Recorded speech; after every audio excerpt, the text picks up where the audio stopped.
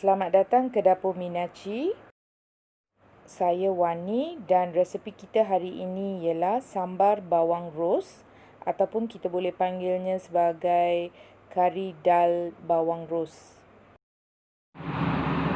Terlebih dahulu, satu cawan dal Malawi ni kita cuci dulu sebelum direbus.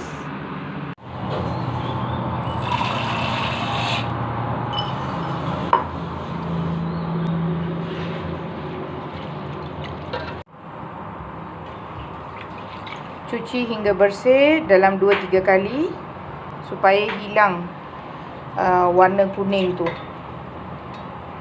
Okey, ini dah jernih. Sekarang kita boleh rebus. Kita akan masukkan bahan-bahan ini sekali untuk direbus dengan dal. 1 sudu minyak masak. Saya guna minyak kelapa. 1 sudu kecil garam, hirisan halia, beberapa ulas bawang putih dan setengah biji cili hijau.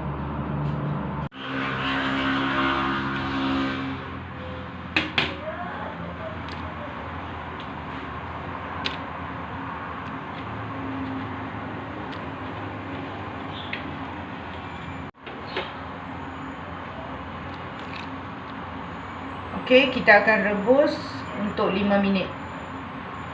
Sementara itu, kita sediakan bahan-bahan tumis terlebih dahulu. Minyak kelapa 1 sudu besar. Garam 1 sudu kecil. Tadi kita dah bubur dalam rebusan, jadi kita guna sedikit lagi garam.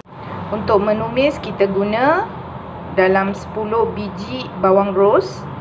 Dikupas kulitnya, kita masukkan nanti macam ni saja, bulat-bulat. Kemudian yang ini ialah daun kari segenggam.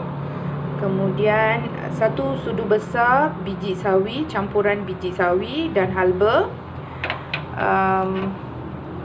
Cili kering dalam 5 biji. 2 ulas bawang putih ditumbuk ataupun diketuk macam ni sahaja. Tomato 1 biji dipotong 4, dan di sini ada setengah biji cili hijau yang setengah dah masuk dalam rebusan tadi. Terung dalam 4 hingga 5 biji lah. Yang ni terung kecil saja, terung hijau. Okey, kita perlukan 1 sudu serbuk kunyit dan 1 sudu sambar podi. Yang ni ada boleh didapati di kedai runcit lah. Kalau tak ada pun tak apa, kita boleh guna serbuk kunyit saja. Kalau rasa nak kurang pedas, tak perlu tambah serbuk cili sebab kita dah tambah cili kering. Perahan air asam jawa sedikit sahaja. Yang ini pun sebagai pilihan. Kalau rasa tak perlu tambah pun tak apa. Okey, sedikit serbuk esofotida dalam setengah sudu kecil. Okey, panaskan kuali. Minyak masak. Masukkan bahan tumis.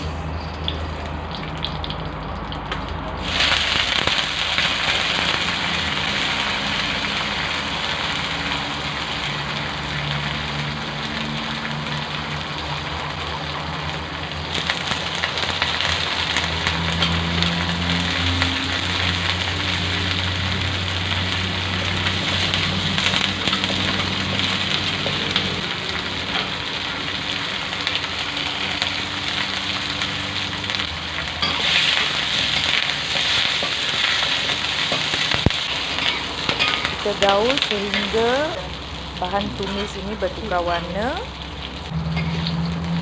Masukkan terung.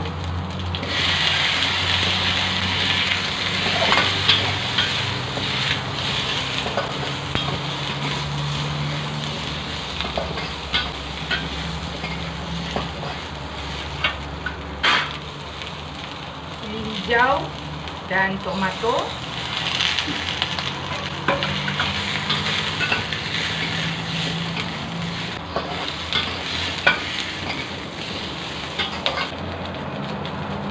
Okey, kita masukkan rebusan dal Malawi tadi.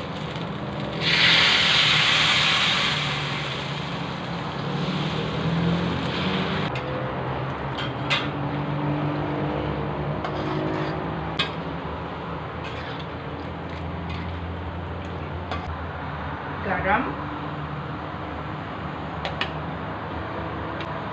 Tadi dah masuk garam, jadi kita gunakan sedikit saja. Okey, kita masukkan sambar podi ataupun serbuk sambar, serbuk kunyit,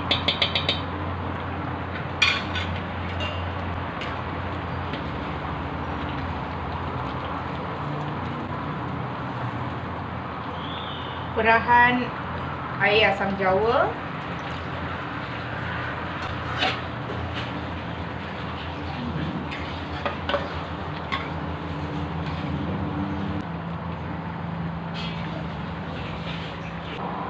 air dalam 200 hingga 300 ml,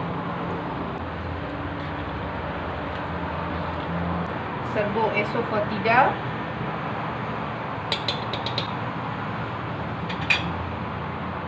okey, dan kita tunggu dalam 5 minit lagi lah. Okey. Okey, nampaknya dah hampir siap masakan kita. Okey, terung pun dah nampak masak. Okey, kita boleh tutup api dan pindahkan ke bekas yang lain.